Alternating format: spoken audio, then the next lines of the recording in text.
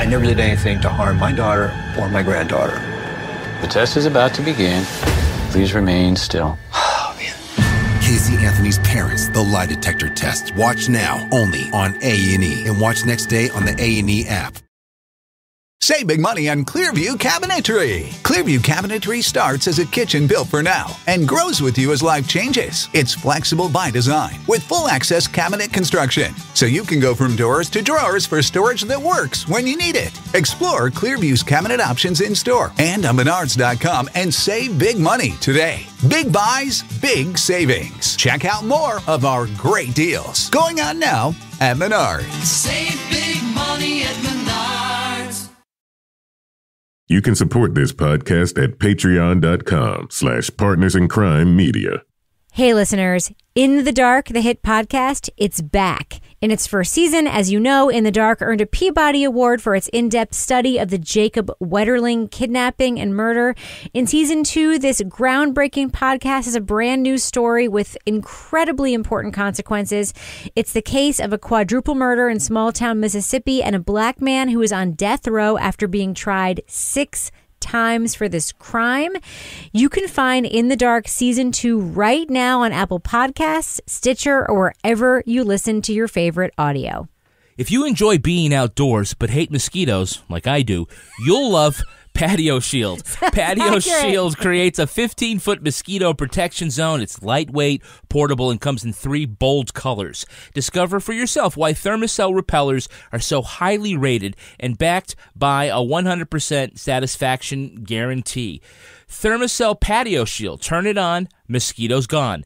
Use code CRIME to save 20% on Patio Shield at Thermacell.com. If you enjoy being outdoors and are as much of a baby about mosquitoes as Kevin is, yes or no? Yes.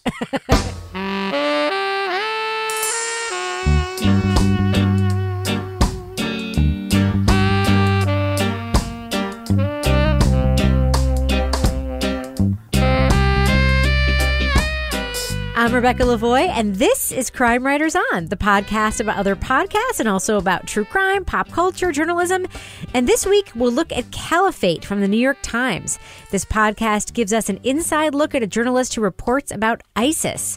We'll also welcome Season 2 of one of our all-time favorite fake true crime podcasts, Done Disappeared. Plus that and a whole lot more. Joining me to dive in is my true crime co-author, real-life husband, and favorite front lawn vacuumer, Kevin Flynn. Hello, Kevin. Rebecca, now come on. There is so much freaking sand. Yes? On my lawn this year. I can't believe it. I mean, the winter wasn't like all that bad. You sound like an old man. I do sound like an old man, but like when the snow melts, and you're like, there's a goddamn beach in my grass. You know what the women who listen to this podcast are thinking right now? Sexy. How can I make him mine?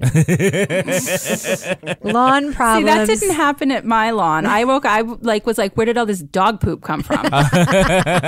When all the snow melted. It's the second coming of the brown and yellow and the post-snow days. Also, with my guess is you didn't launch all the dog poop with your snowblower. Like I did with the sand and the gravel. The guy that did the spring cleanup used one of those, spray leaf blowers, and it blew a good portion of it off, which was kind of handy. All right, well, we've already heard her voice, and joining us to dive into everything we're talking about tonight is journalist, true crime author, licensed private investigator, former defense investigator, and colonial life survivor, Lara Bricker. Hello, Lara. Welcome back. Welcome Thank you. back to 2018, Lara. Welcome 2018. back. I'm going to say I survived growing up in Vermont, which is pretty much like growing up in a colonial town, so I could handle it. And finally, the acclaimed novelist behind the City Trilogy and Book Club Colonel Plus gun show captain, Toby Ball. Hello, Toby. Hey, Rebecca. How are?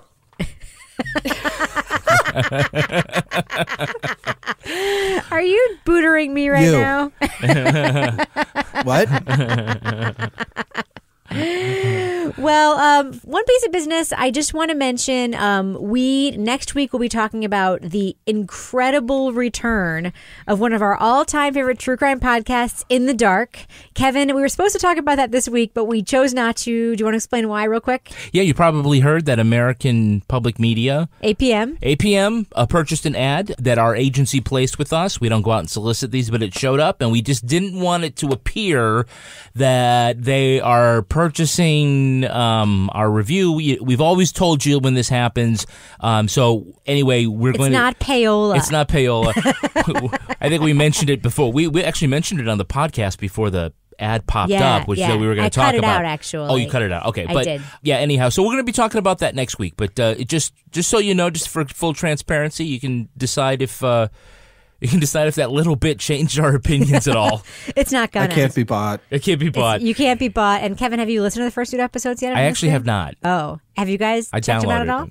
I haven't, saving but it up. Totally Spoiler looking forward alert, to it. the ad is not going to change your mind. It's fucking great. I'm just going to say it right now. Okay. So, Lara, we hinted at it in the intros. We need to talk a little bit about your vacation.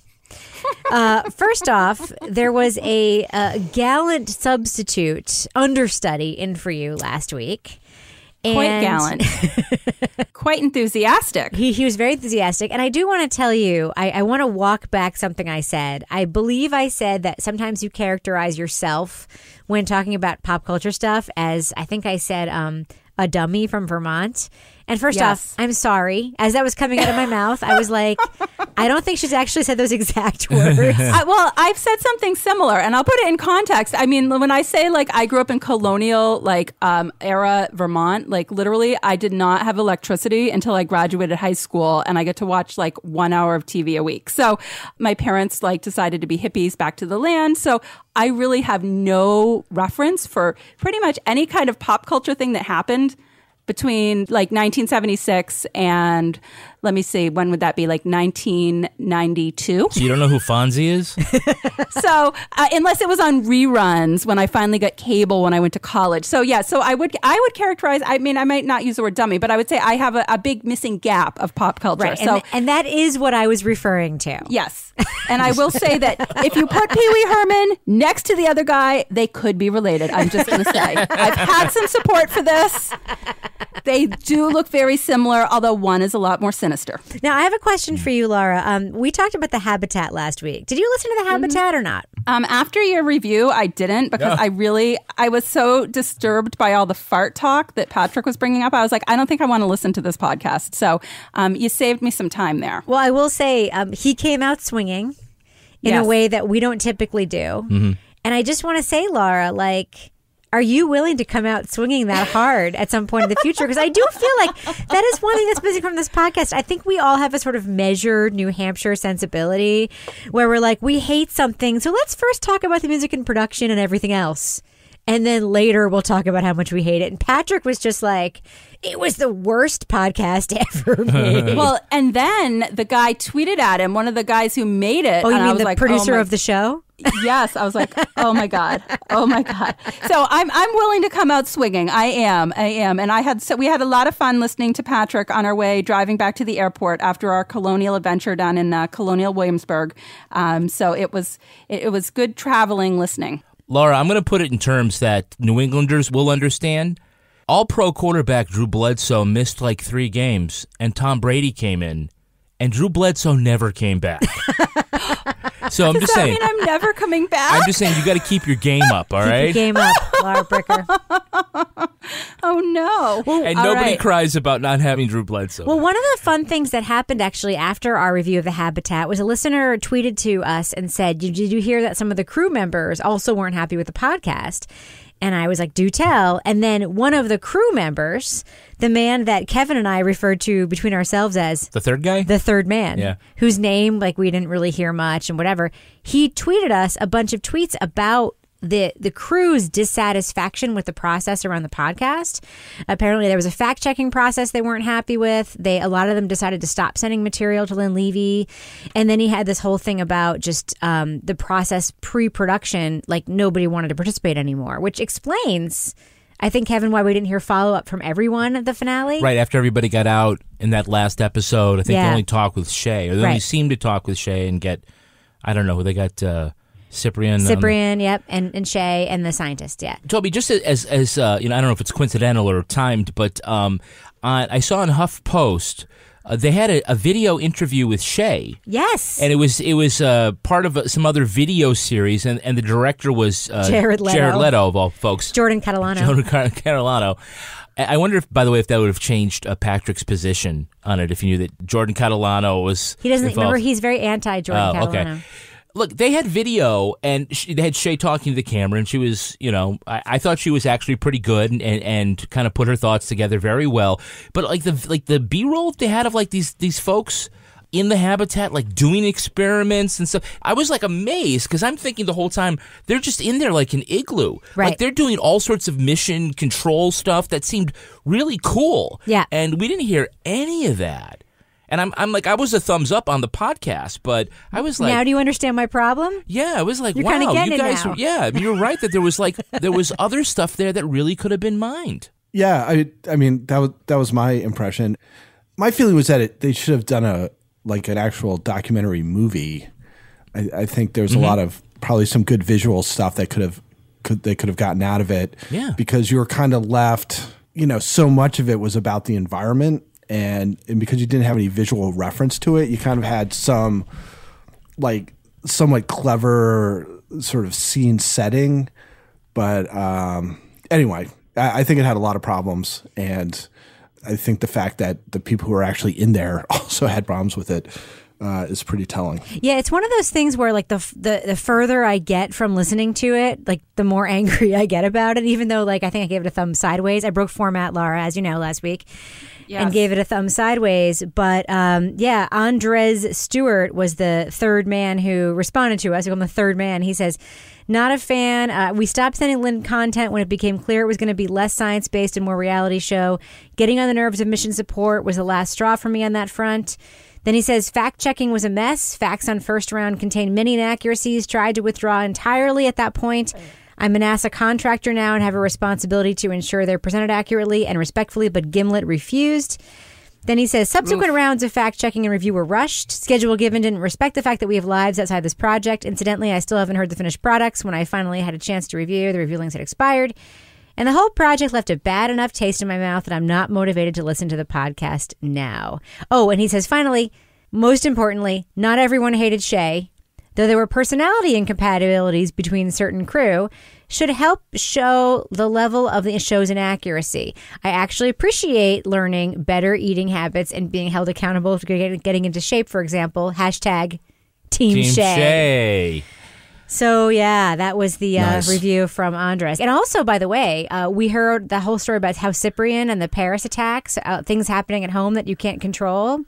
Shay lost her grandmother while she was in the habitat, and that was never mentioned in the podcast, which is weird to me. Yeah, right, Kevin? That would have been an interesting thing to explore, I thought. It is. That was like a better illustration of what they were trying to get to with the whole Cyprian thing in the Paris attack, in that it was more personal. It was the kind of thing where, absent being in the biodome or whatever it was, she would have been at the funeral and with her family and all these things. And that was kind of the sacrifice that she made. So I'm sure there's a reason why they didn't do that, but it seems like they chose a less effective means of sort of making that point than they could have. Right. All right, Kevin, for the next segment of our podcast, can you please read this for me? True Crime Podcast Update.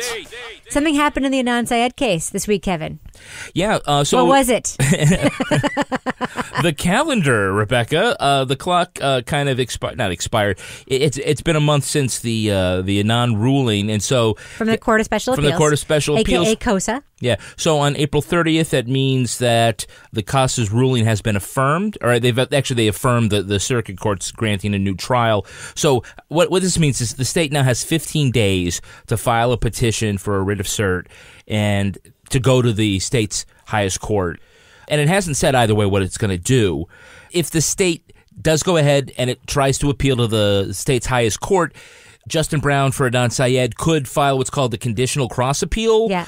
And they could re-argue the things that they've lost. And it was a good thing because in the last appeal, they ended up winning, as you recall, on the Asia McClain claim, which they lost in Judge Welch's court. Right. And what happens if the state doesn't? If the state doesn't, then it gets sent back to the circuit court to find a trial date. Basically, so what's going to happen is either there's going to be another cross appeal or Adnan Syed is going to get a mandated new trial. That's what's going to happen. Right. So and it's like 15 days. Yeah, we'll know in 2 weeks what's next on the docket. That's very exciting. But by the way, full disclosure, earlier today I did tape an undisclosed addendum episode, and Susan Simpson said this was not unexpected. So basically the thing the state would have filed with COSA was like a reconsideration thing. Yeah. Where they basically would have been saying like, are you sure that's the decision you wanted to make? Right. And it's basically a waste of a step. So like they're not surprised. Right. So their next step is actually to go to a higher court. Right. If they want to. And the higher court doesn't need to grant a writ of certiorari. So just say cert. It's better. Cert, yeah. Yeah. Which it means they don't have to hear the case. And then it stands. Yeah. All right. Well, I just want to like kind of get to this meaty thing. So can you please say this for me? Another true crime podcast update. And I'm not saying the Adnan Syed case is not a meaty thing. I just know there are going to be many more discussions about it before we can actually like say something happened. Yeah. So sorry, Robbie, if you're listening. She forgives you. I'm not saying Dunn disappeared is more important than Adnan Syed's case. However, this week, one of all of our favorite podcasts made its triumphant return for its second season.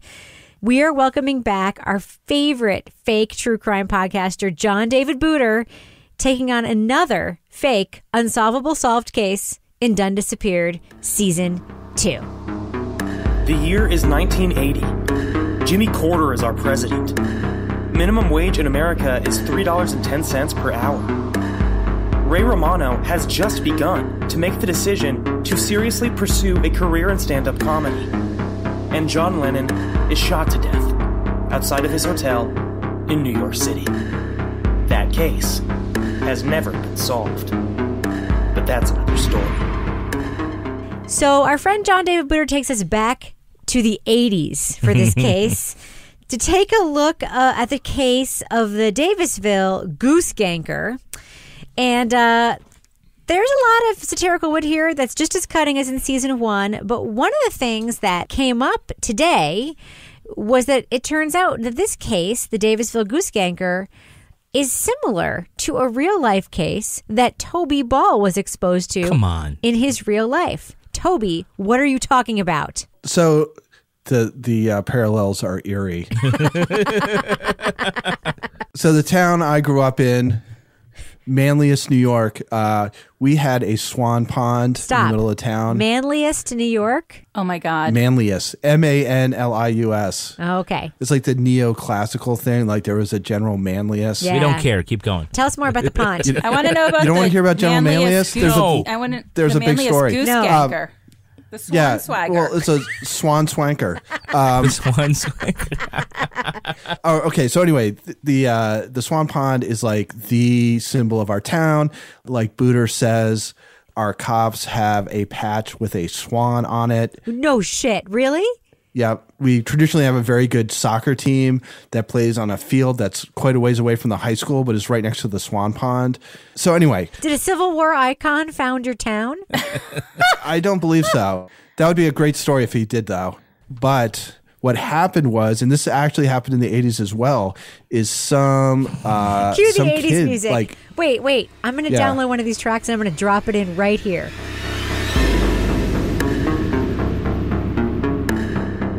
All right, Toby, keep telling the story. And then some kid in the town, and this is when I was in college, I think. So it was in the 80s. Went to the pond and actually decapitated 2 of the swans. What? And it was like a big deal, and like people wanted to like hang him from the lamppost in the center of town. They wanted to tar and goose feather him. Exactly. But obviously, he was like clearly a troubled kid, and all this stuff. So anyway, but that did happen. So when I was listening to this, there was a little bit of PTSD going on. Oh, wow. I have to say, this is kind of similar to the story that Fireman Ken told me tonight. What? I think we could find some clues here, people. What was the story Fireman Ken told you? Well, so we were listening to this. This is like my second time because I was like, oh, we have to listen to this again on the way back from dinner tonight. And Ken goes, I have a goose story. I shot a goose once, and my cousin chopped its head off after I killed it and sent it to his girlfriend. Whoa! Oh! So I'm telling you, I think these could be connected. Wait, should we just blank out that person's name? Because I don't want that person to be found on the internet and vilified. Yeah, his cousin's kind of a weirdo. So it was there was a lot of goose things happening. Apparently, John David Booter found a pretty hot case. The John David Booter Done Disappeared parody. Mm-hmm. I have confirmed, and this is a fear that I have had, because you know that I find this podcast especially hysterical in a way that perhaps matches with my unhealthy feelings about Payne Lindsay and the resentment I have about his stupid podcast. But I feel a lot better. Something happened today that made me feel just so much better about this. As you know, I'm on a Slate podcast. Right. Called Mom and Dad Are Fighting. It's a parenting podcast. And the people who make these Slate shows are legit professionals. We have Slate writers, Slate editors. You know, you've met some of them. They're so much smarter than we are and so much cooler than we are. And the producer of the Slate podcast that I am on connected with me today, and he had as his username on the thing, John David Booter. Yeah. And I clicked on it, and I was like, oh, you listen to Disappeared? And he was like, oh my God, it's brilliant. And I just felt like, yes, I'm not alone. It's brilliant. No, people really like this podcast. It's really fucking brilliant, Rebecca. I'm going to go out on a limb, and I have to live up to Patrick. It's the most fucking brilliant podcast I've listened to all year. It is. In this genre. It is. Now, this is, Kevin, this season 2 is clearly a Son of Atlanta monster, right? It is. Yeah. I mean, it's certainly taking a lot of the notes from that podcast. What kind of notes is it taking from that podcast? Well, I mean, the 80s and a case that's already solved. Once again, I took to Google and scoured the internet for cold cases that took place here in Davistown, Pennsylvania. That's when I had an epiphany. I had already solved one cold case, but what I hadn't done was solve a case that wasn't cold at all. A case that had been closed for decades. Obviously, John David Booter is to Payne Lindsay what Weird Al Yankovic was to Michael Jackson. The other thing, just let's put all the Payne Lindsay parody stuff aside. Let's please, yes. What I love about this podcast, the ideas behind the parody are creative and satirical. As we mentioned a few months ago, The Onion put out a true crime parody podcast that I thought was inferior to Done Disappeared. Because Done Disappeared even does, with audio, what bad true crime podcasts do. It's not making fun of good true crime podcasts. It's making fun of bad true crime podcasts, and that's funnier. They made fun of us, by the way. It's just funnier. Before you say that. But the music and the sound design. The music was really good this time. I liked how we had a lot of music at the end when we had the questions who was he? This is the story of one of the most prolific criminals in the history of the country. That's when we knew that there was a ganker on the loose. And a series of crimes that shocked the world. Who's just snatching them up right out of their backyards, just pulling them right out, leaving nothing but dust and feathers behind. Where did he go? What happened? And we had this very 80s synthesizer music in the background. That was a very nice touch this time. Lara, what do you think about John David Booter's frightening, medically mysterious weight loss, and that now his head is so big for his body that he has to have a special brace? Are you worried about him? No, it's funny. We had a whole conversation about this in the car because my son really enjoys John David Booter. So we were listening to it. And he's like, Mom, what does that mean? And I was like, well, it's like the last sentence where he had to go talk about humility and things like that. And he's like, oh. So, I mean, I want to see some pictures. I want to hear some more about his new lifestyle. It sounds like he's got some new women friends. But I have to say this was the part that was the biggest outrage on our car trip while we were listening to this. We finish it, and my son's like, Mom, where's Johannesburg? Oh, yeah. New music. So I tweeted to John David Booter. I said, what happened? My son wants to know where Johannesburg is. And he said, JJJ, mysteriously disappeared and is presumed dead and murdered. But right now, I have to focus on this decades-old case that is already solved. Thank you for your support. Yeah. I like how he said, like, but I wanted to focus on something that was more personal to me. I have to say, the attention to detail that the podcaster known as John David Booter pays, not only to the actual podcast audio, because let's just think about the montage audio you hear at the beginning, right? There's this amazing setup, and because I am a professional podcast reviewer, was privileged to hear the first episode of John Disappeared Season 2 in advance, as you know, Kevin. And I received the episode, and I started listening to it in the kitchen at my computer and made the mistake of taking a drink as I was listening to the first 10 seconds of the episode. And as soon as that montage guy said, "We was scared," I literally did a spit take of my water. But I will say that the attention to detail that John David Booter pays in the social media posts that they do with the vintage photos of the goose pageants. And then also he did a Reddit AMA last week. And the Reddit AMA was so committed to the character and the storytelling and the style of this podcast. Kevin, can we ever aspire to be this good of a storyteller? No, we cannot. We definitely cannot aspire to be that good of a storyteller, because he's just really good at telling stories. You like to listen to him, just like you like to listen to the great stories from Audible. Oh, it's true. Audible books are a great sidekick for summer activities like hiking, running, road tripping. Any downtime you have outdoors, just plug them in, and you're taken off to one of the great books of our time, like Killers of the Flower Moon. Oh, yes. Yes. It's not too late to listen to David Grann's fantastic true crime book ahead of the crime writers on Toby's Funtime Toby Ball.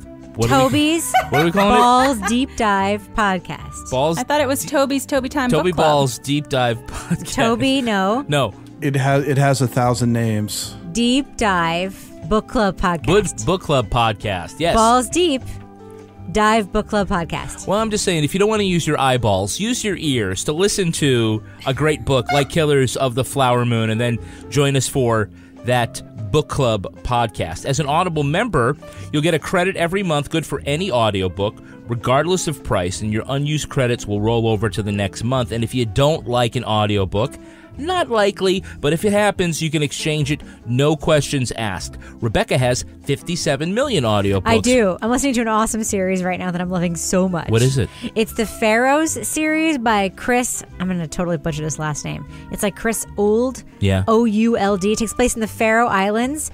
And I'm so obsessed with it that, as you know... Oh, you made me look that up. I've been looking for you at trips to the Faroe Islands. It's not close to the Shetland Islands, and it's not close to Iceland. It's kind of in the middle, and I'm like, we are going to go to this place because it's weird, and I'm reading books about it on Audible, and I'm obsessed, and I love the characters. It's so great. It's the Chris Ould Pharaohs Island series. Well, that might be a downside for some people for Audible.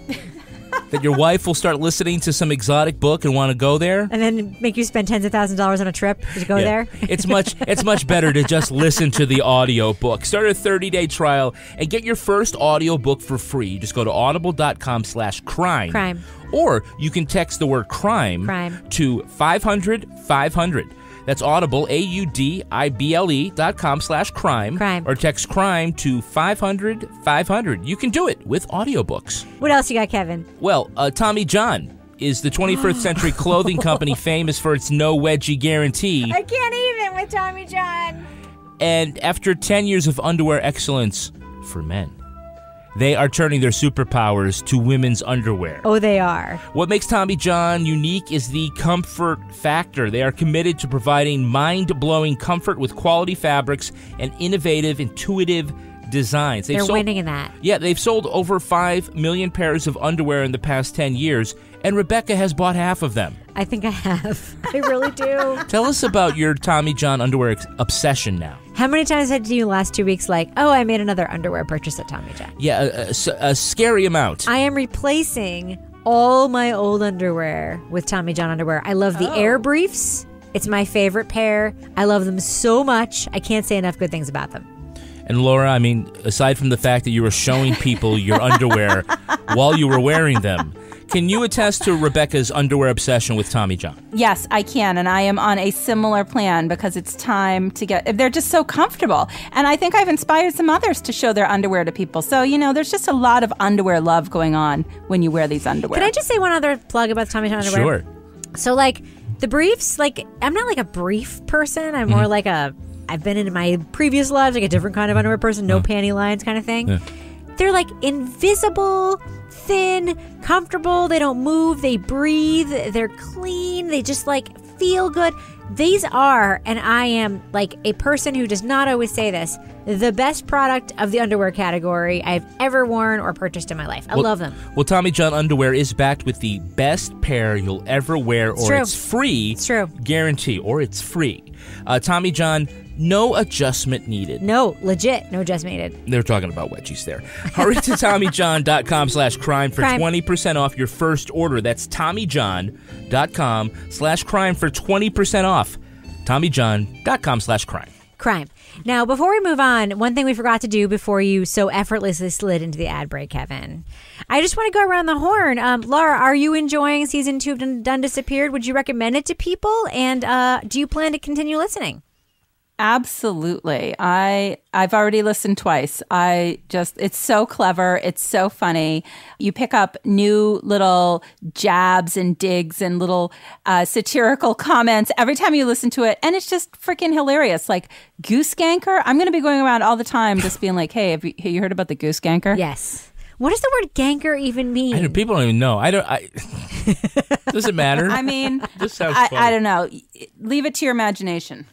Toby Ball, what about you? Are you enjoying season 2 of Done Disappeared, and would you recommend it to others? Yeah, definitely. I think it's funnier than the first season. Ooh. So, good. Yeah, I do too. Kevin, what do you think? Oh yeah, of course. I mean, why even ask? Yeah, it's a great podcast. It is very a great funny podcast. It's hilarious. It's beautifully produced. The attention to detail is great. And we have heard some feedback from some listeners who say I just don't get it. I don't think it's funny. I will say, as Lara said, listen to it again, and you get more every time you listen to it. And I would never tell someone to listen to something twice if they didn't but it's good. It's really, really good. All right, so moving on. The New York Times has been going to its deep bench of journalists to make some very high-quality podcasts. Everything from Kevin's must-listen/must-dance-to, The Daily, to shows about advice and pop culture reviews. The newest installment in their premiere selection of podcasts is called Caliphate. It's an up-close look at the work of Times journalist Rukmini Callimachi, who reports for the paper on ISIS. I knew that you were a reporter. Mm-hmm. I knew that you talked to terrorists on the internet. Right. I knew that ISIS was your beat. But I don't think I had any idea what that reporting actually looked like. Right. Yeah. Hey, Hawk. When you hear that, it's outgoing? Outgoing. I didn't know you are going right up to the front lines of the war against ISIS. There's a building that appears to have been airstriked. And as the coalition soldiers are pushing ISIS back... Can I ask him, have these buildings been cleared?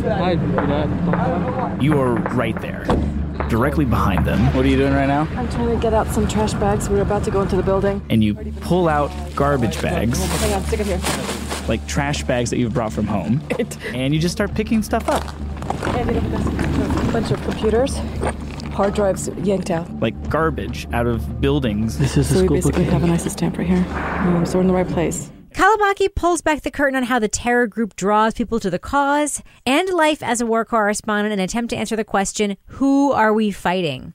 It's early in the series, so there isn't too much to spoil. However, if you want to skip ahead to our review of Caliphate, you can find the time code in our show notes.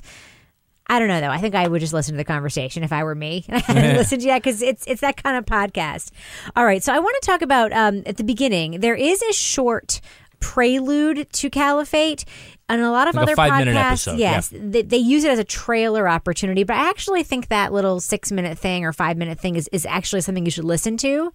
It sets the podcast up nicely because between that and the first episode, we do get this introduction to Rukmini Callimachi, who is the reporter behind this show. So, Lara, we hear how she does her work. And my question for you is she the most badass person we've ever talked about in all the media that we've covered on the history of the show? Yes. I know this sounds sexist, but it's just, I was like, she has like balls of steel. Like there is no way in hell I would ever want this beat. And I mean, my God, like not only like is she reporting on ISIS and talking to people that are in or have left ISIS, she's like stealing their garbage, for crying out. I mean, she's like really badass. Yeah. To put it mildly. Well, I do want to talk about that first episode because one of the ways that they set up the sort of beat of covering this, and this is a big part of it, is like, what is your job? How do you do it? Is they do talk about how when you report on ISIS, it's important to, you know, after a bombing from the coalition forces, go into the building that was bombed and steal all their stuff, steal their hard drives, steal their papers. I thought that's what the military was going to do. Kevin, you've been a reporter. Yeah. You've covered things. Has that ever been a priority for you, like taking all the stuff so you could put this puzzle together? Once. It was certainly not in a bombed out place. No, it's scary. Toby, what do you think about Rukmini? Do you think that she's as compelling a character as I think she is? Yeah, I think so. And I think they do an excellent job of setting that up in that she does this like crazy, you know, going into these extremely dangerous places and doing this crazy stuff. And then that's sort of, you know, weighed against that story she tells about when she knows that ISIS is like sort of said that she needs to be killed, and that person shows up and is knocking at her door that night, and she is in fear for her life and calls 911 and all this stuff. And then the way she covers with, I think, clear-headed but with compassion but not in any way naive, the story behind this guy whose name I'm not going to be able to remember, the Canadian, who they're talking to in Canada. They've managed to, without like spending much time saying she's like this and she's like this and she's like this, but she comes across as a very complex, full person with sort of a remarkable, I don't even know how to characterize it, but just sort of a remarkable set of experiences and tools that she brings to bear on this story. Yeah, I mean, it's great. Now, Kevin, I wanted to talk to you about the production style of this. It's so different. And I say this all the time. Like, I get really excited when I hear something that sounds new. Mm-hmm. And sometimes I get so excited by it that I will ignore things that are bad just because something is new. Right. You know, like I won't ignore it, but I'll be like, well, at least like a boyfriend? No, but I'll be like, at least they're trying something new. Yeah, right. Good for them. Yeah, I appreciate But when that. I first heard this show, the way it's actually put together and pieced together, I know that you think that I do. You have a production background. So they have, you know, a lot of sound design, music, jump cuts, little like insertions of audio that almost sound to me when I first heard them like Tanis or the Black Tapes podcast or a fiction podcast. Like the sound design is very sophisticated, but it's used to illustrate things that are very grounded. And to me, it sounds just very, very new. What does it sound like to you?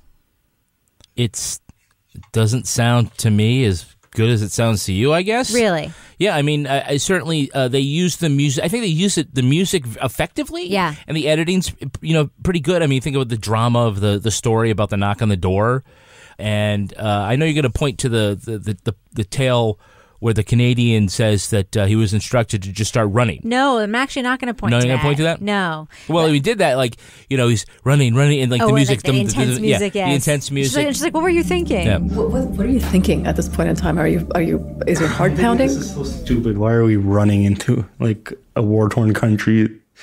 Like, can't we just go in like normal people would, cross the border and take us in like a truck or something? You're recruiting us. I'm thinking it was really stupid to run into enemy territory, and the goes like, oh. Yeah. No, I'm not talking about that. I guess what I'm talking about is sort of the production structure, right? So we've heard for many, many years on shows like Radiolab, one of the ways they advance narrative is with like two hosts in a studio talking to each other. Yep. So like they'll have interviews with people on the outside, and then it's like, oh, so Robert, what do you think about that? And like that's how they do This show is doing that, but in a different way. Like that I do like. And the guy, is his name Peter? I'm trying to remember. The producer? Yeah. Who's basically the main voice in the show who says like, all right, chapter 3, The Arrival. The Arrival. Which is like so great. I love that guy. Well, I'm left believing that like maybe there's also a companion video project. It sounds like maybe he's running video. It sounds like maybe there was a video project that turned into a podcast. Right. I don't the care. idea of having him interview her is good because it gives her a platform to do the exposition dump. Mm-hmm. But she's describing what happened, and she's describing what happened. Yeah, and I think that look, I'll just cut to the chase. For me, I really liked the first episode. I didn't care so much for episodes 2 and 3, and it ended up just being a lot of time in a hotel, and which I thought could have been covered maybe a little quicker. And I'm more interested in her, the reporter, as opposed to the Wikipedia version of what ISIS is and how they get people to go. That's interesting that you should say that. Lara, it sounds like you agree with Kevin? Yeah. Well, I mean, I agree. I hadn't thought about it until you said it like that, but I do agree because the first episode, I was really like, wow, this woman, like, holy shit, like I just can't believe the stuff she's doing and she's so good at it and she's just amazing. And then, it was interesting that this guy was talking to her, but I felt like you said, it was like 2 episodes of that. And I was really, as a reporter and somebody who's worked in journalism, I was really interested in hearing about how she was finding these people, how she was gaining their trust to do the interviews. What were these situations that she'd gotten into that were maybe a little uncomfortable or a little unsafe? How did she get out of them? And I want to know, like, how did she get into this beat? How did she get tapped to cover ISIS? So you guys find her so compelling that you want to know more about her. Toby, I think, sent me a note that tells me that he finds the story she's trying to tell more compelling. Toby, you loved the second episode, right? Yeah, I thought the second and third episodes were great. And it's not that the first one wasn't, and it's not that I don't find her compelling, and maybe people have seen information about this elsewhere, but for me, it's something I've wondered about. And this is the first time I've really encountered it, which is, when they talk about these people going from the US or Canada or the UK or whatever and going to like Syria to join ISIS, that's basically the way it's put. It's like they went to join ISIS. It's like, well, what the hell? That's not like I decided to like go to UNH instead of UVM or something. I mean, it's like a big, in both senses of the word, move. So I was really interested, and I thought they did a really good job of sort of describing in the second one, the process by which the like quote unquote recruits are just like sort of alienated from everybody, even their families, if their families don't happen to be this sort of one strain of Islam. So going from that to the experience that this guy has once he gets over to Syria, I mean, it is insane. Right. He goes from living in some town in Canada and basically living a pretty Western life.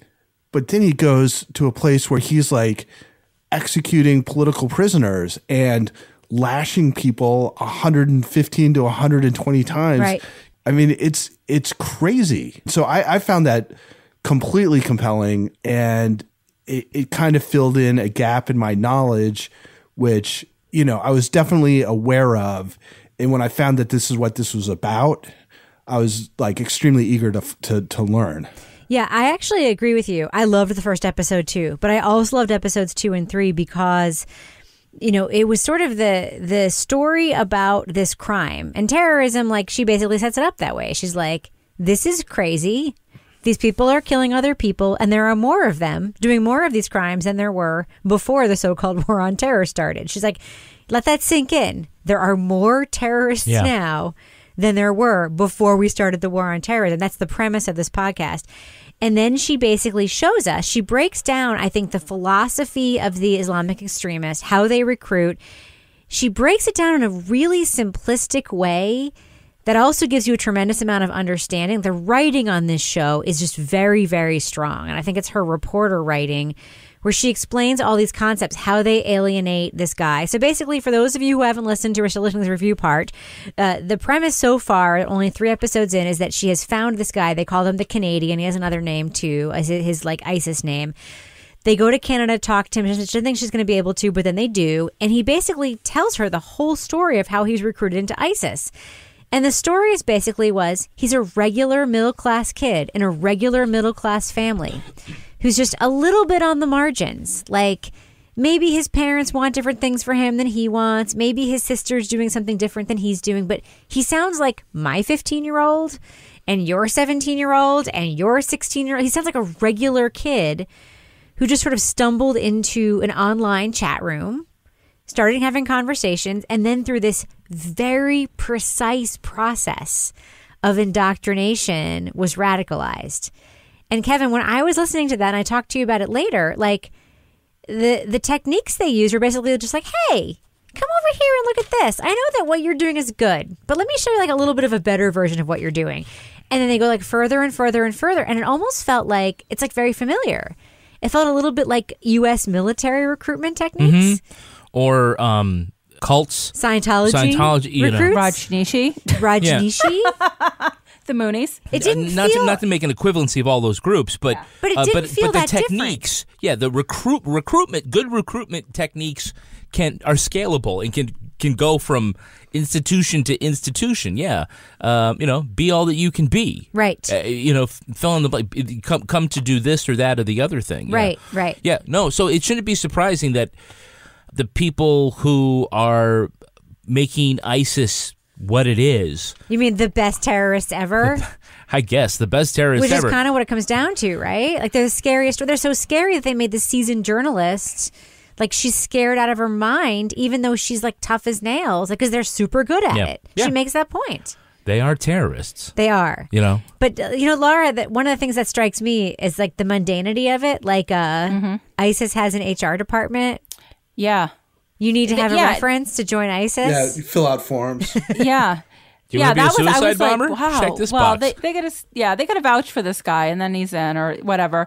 And then the guy that they talked to who kind of laid out, basically what the whole recruitment strategy was. I mean, it was like any other business. Yeah. Which was just bizarre. Yeah. Now, I have a question for you, Lara, because at the beginning of the podcast, I love that little section where Rukmini talks about how, like, if someone were to take out the garbage in her house, like walk through her house with a black plastic garbage bag, what they would learn about her. What would they learn about you if someone did that? They would learn that I'm trying to recycle everything, even though I'm probably clogging up the recycling system, per an article I just read in the Sunday paper a few weeks ago. They would learn that I should be composting more than I am because there's a lot of fruit and vegetables in my trash that I feel guilty about, and that I get a whole hell of a lot of junk mail from completely like things that I don't even know why I'm on their list that are usually ripped in half or maybe a little bit more than that, and thrown into the recycling as well. And cats, lots of cats. They would find a lot of bags of cat food, and they would find that Buddy the dog eats pretty darn well because he's eating some like ridiculous bison and buffalo food that is insane. Although he's on a diet now, he has to have green beans mixed in, which he's not so happy about. So basically, they find out you're a stupid American who loves your dogs more than you love other people. Yes. Same with me. So, ISIS. ISIS. What would they find out about Kevin? That's what I want to know. They're on Instagram. They're on Tumblr. Like the idea that you communicate with terrorists. That part was weird. I mean, I knew they were in the 7th century, but Jesus. Tumblr. Check out our MySpace page. No, I mean, but that's what's so interesting about it is that I think that at the same time she's telling us this terrifying story and the story of this Canadian young man, and he's just telling it to her with like he's guileless, right? Like he's just telling her all the terrible things he did, and it gets worse and worse and worse. And she's, but at the same time, she's breaking everything down in a way that also makes it seem very systematic. Toby, I have a question for you. This is more of like a political question. So you're the person to ask. We hear in episode 3, and this is a mistake that, she basically points out that like the U.S. administration have made toward these like terrible, terrible groups. And President Obama made it with ISIS, where he publicly categorized them as like the junior varsity terror group. Was that on purpose, you think? Or was that just like a horrible misstep? Yeah, I don't know. I mean, I understand the psychology of not wanting to make them seem like they're all power. I think under Bush, it seemed like it was always these terrorists are so scary and so dangerous and all this. And then Obama was trying to walk that back by saying, they're really not all that. All right. Well, I think that we should just give we're only 3 episodes into Caliphate. And, full disclosure, you get episodes early if you're a New York Times subscriber. So we've listened to 3. There are technically 2 out. While we're recording this, we've all listened to all 3, and I think by the time this episode drops, Kevin, right, all 3 episodes will be out? Probably. All right. So, Lara Bricker, thumbs up or thumbs down? Do you recommend to listeners of Crime Writers On that they check out Caliphate by the New York Times? What do you think? I say thumbs up, and I would recommend listening to it. And I'm going to keep listening, but I'm going to have to space it out because it's pretty intense subject matter, and it's also pretty upsetting and very scary to listen to. Even though this is obviously the world we live in, it's sort of scary to hear it in such accurate and direct terms. So I would say listen, but you may need to break it up with some cozy cat mysteries so you don't get too terrified. What about you, Toby Ball? Thumbs up or thumbs down for Caliphate from the New York Times? I give it a big thumbs up. I think it's important. I think it is very effective at shedding a light on something that we talk about in general without people really having a sense of how it specifically works. So I'm looking forward to future episodes. Yeah, me too. This is ear candy for me. In addition to being important, in addition to being like thorough and well reported and all that great New York Times stuff, Rukmini Callimachi is a super compelling narrator. I don't just love her. I'm a little bit in love with her, and I would follow her with a trash bag into a recently bombed ISIS house, except I would not because I am too scared to ever do anything like that. But mostly I love the way this show is put together. To me, it's a detective story. She's a detective and she's unraveling a mystery, and it is set up that way. It sounds like a detective story. It feels like a detective story. And it also contains a lot of great reporting. I love it. I absolutely love it. So huge, huge thumbs up for me. What about you, Kevin? Well, I think I'm going to be a thumbs down and just kind of barely thumbs down. I agree. It's important. It's really interesting. In a lot of places, I thought the first episode was great. I'm sorry. I can't even look at you right now. Rukmini is a very compelling person. I really liked hearing about her in the first episode, but just because it's important stuff, and I do agree, doesn't mean that the storytelling is compelling. And I feel like the story has stalled with this first clue, which is this guy, the Canadian, and it's all this has really been. And I'm going not on intelligence. I'm not making an intelligent decision here. I'm making an emotional one. No, you're not. I'm asking myself this question. Do I want to listen? Am I going to listen to the next episode? Am I excited for the next episode to come out? Or I just kind of labor through it because I've committed to this series? I'm kind of saying I don't care if the next episode comes out. So does that mean that you, fair listeners, should not listen to it? No, you make your own decision. For real? I mean, you can't got 3 thumbs up. I'm so upset. This is the first time I've ever been offended that you don't like something. Well, why don't you write me an email like everybody else does? I'm going to write you an email. Write me an email. I'm going to tweet to you. I'm going to @ you. Wow. That's hateful. I mean, that's not ISIS hateful, but that's fairly hateful. Yeah. What the world needs, Rebecca, is love. It does. It needs sweet love. It does. And that's why 1-800-Flowers is a great way to express that love. It sure is. Send me flowers after giving that stupid podcast review. Do it. I deserve some flowers. Well, I can actually get you a really great deal from 1-800-Flowers. It's an exclusive deal for 24 multicolored roses for only $24. You can do the math. It's just $1 a rose. Mm-hmm. And we got some roses. We put them out on Twitter. We showed people the nice bouquet that we got from 1-800-Flowers on our Facebook Live. We did. Last week. You see, they're great. They're bright and beautiful. It's a great mix of premium roses in a rainbow of colors. because at 1-800-Flowers, all their roses are picked at premier farms and shipped overnight to ensure freshness.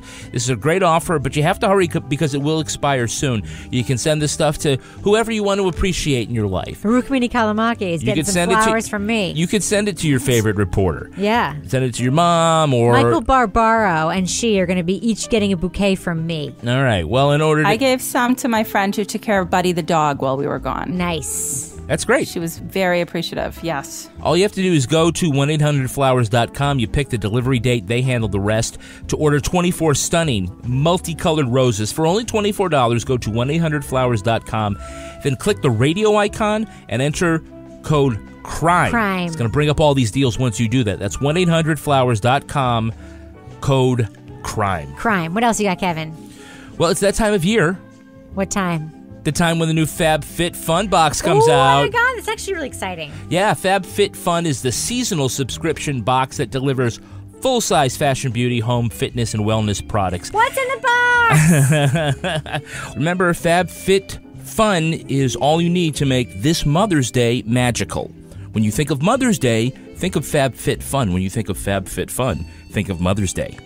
Well, you know what isn't in the box? Little tiny things of shampoo or whatever. It's full-size stuff. Yes, big stuff that TSA will not let you take on the plane because it is that robust. It's delivered 4 times a year at just $49.99 a box.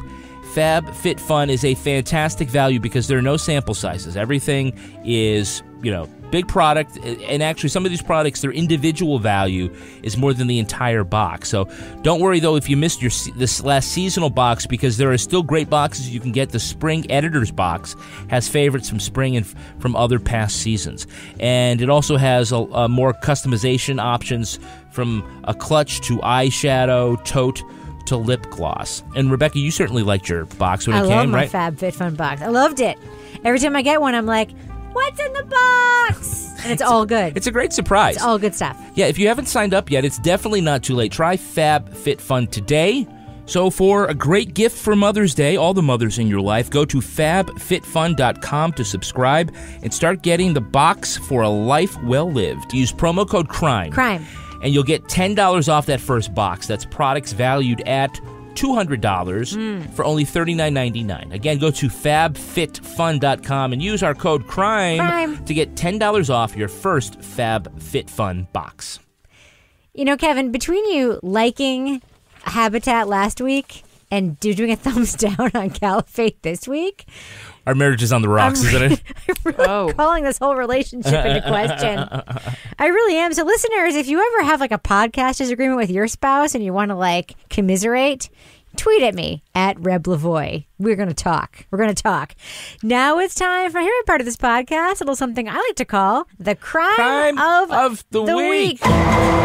Just kidding, Kevin. I do love you. I love you too. Except you really need to learn to get on the Caliphate train. Residents of Anchorage, Alaska were alarmed this week when they found their morning papers covered in blood and blood trails to and from their properties. They later learned their adult delivery person had been mugged and stabbed by 3 people while on his bicycle. Maybe it was the concussion, but the carrier got back on his bike and kept delivering the morning edition. Surveillance video showed the delivery guy stumble into an apartment building covered with blood and carrying his papers. Police called the circulation department to track down the carrier, whom they found at home clearly injured. Investigators don't know the motive of the attack, but they're asking the public's help in finding the assailants. Here's my question. This newspaper delivery man clearly had a good excuse to cut out of work early. Mm-hmm. And he didn't? He just kept delivering the papers? I think he was knocked on the head. And, but didn't know what he was doing. What is the lamest excuse you have ever given for going home early? Lara Bricker, I'm going to start with you. Not interested in work. So I've always had jobs that were pretty flexible, and they'd have a sign out board where it'd be where you're at. So I would just be on assignment at my house. But I didn't put that at my house. I'd be on assignment. Yeah. So I didn't have to give lame excuses. I just sort of left it sort of open. What about you, Toby? What's the lamest excuse you have ever given for going home early from work? It's not exactly the lamest, but it was the most sort of blatantly transparent was when I was working in D.C., we had tickets to go to an Orioles game up in Baltimore, and there was like this big like ruckus about who's going to drive. So my friend Matt, who both had money and was sort of conflict averse, rented a limo. So we all ducked out, like usually worked until about 6. And in order to get up for first pitch, we had to leave at like, 5:15 or something. So this limo pulled out outside our work, which was like a 6-floor building, was all this one place. So this limo pulls up out front, and then we're like loading in cases of beer into the back while 100 people from our office watch. That was the most transparent. That is a bro-excuse if I've ever heard one. Is this the same Washington person who later became your brother-in-law? Because I'm saying no, this is a different Washington person. There's a certain like theme of like questionable decisions that runs through most of my Washington DC stories. No kidding. Kevin, do you want to hear the lame excuse I've ever given for coming from work early? It was lame, but it was true. You know that like stupid dog cam we have that like throws treats at the dogs? Yeah. And you can also see them on your app. Yeah.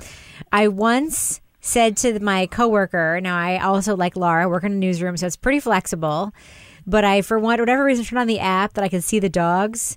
And I was like, oh my God, my dog is having diarrhea on my stairs right now. I have to go home. Because I could see it. It's a legit excuse. Kevin, what about you? It was a real thing that was happening. Oh, okay. It was. I could show people. What about you, Kevin? I went home because I forgot my belt. It's kind of lame, right? But I was like, Kevin. I really needed my belt. Are you okay? You know why that's funny? Because of the way you wear your pants. It's like so much funnier than it has any right to be. Oh dear. Your pants, like they really are in peril. They really are. Well, Lara Bricker. There's more like marriage dynamics going on in this podcast than usually happens. I'm sorry. But Kevin, like I'm not wrong, right? Like that belt is like a hero for you. It wasn't this belt. I've worked a long time. I had to think of a lot of stupid excuses that I've had. All right, Lara Bricker, before we end the show, do we have a cat of the week this week? We have a animal crime of the week. Oh, no. Shirley Laro's little white, little furry little dog, Max. Yeah. Apparently Max has an affinity for cats. Oh, I saw this online. She sent several pictures of Max and her cats, and it says, lots of free love going on in my house. Max makes it a 2-for-1. And then in the next photo, it says, Max believes in open marriages. This is him with Sophie a few years ago, which is now another cat. So Max is a crime of the week, and I'm sure there's something we can do about that to make this stop. I'm going to have to get to the bottom of this because no means no, Max. It's an interspecies Me Too moment. It's a meow too moment. Meow too. It's very disturbing. Like I can't even look away from these images. So Max, I'm coming for you with a spray bottle. That's all I have to say. Meow too. Okay, Lara Bricker. People want to tweet or like send you their cats, dogs, lizards, or other animals for cat of the week. How can they reach you online? At Lara Bricker. And Toby Ball, if our listeners want to reach out to you because perhaps they saw you on Facebook Live this week and realized your arms are super developed. And perhaps you've been doing a lot of tricep exercises and they're very impressed, but they don't want to like sexually harass you. They just want to compliment you. Or they want to send you pairs of their Tommy John underwear. How can they find you on Twitter, Toby Ball? There's a lot of qualifying in this. At Toby Ball NH. And Kevin Flynn, if our listeners want to tweet to you and express their outrage, like along with me, that you don't love the podcast Caliphate, how can they find you online? It's not about my belt. I can't. I'm at Kevin P. Flynn. And you can find me on Twitter and Instagram at Reb Lavoie. You can tweet to our show at Crime Writers On and join the fine folks. You're thinking about your belt right now, aren't you? Such a lame excuse. On the official Crime Writers On Facebook discussion group. It's a valid excuse, though.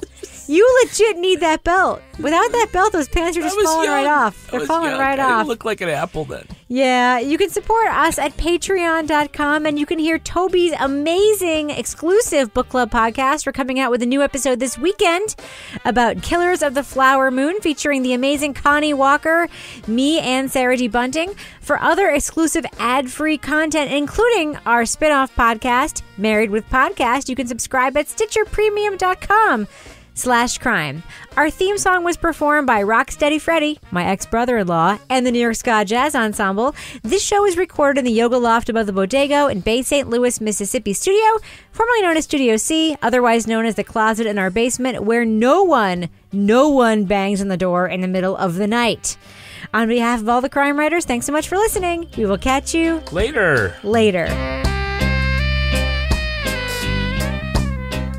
Kevin is developing a character for Done Disappeared based on Bill Rankin called Phil Wankin. Hi, I'm Phil Wankin. My podcast is in a newspaper. Have you seen newspapers? Did you hear that? The judge sounds really mad. She's pissed.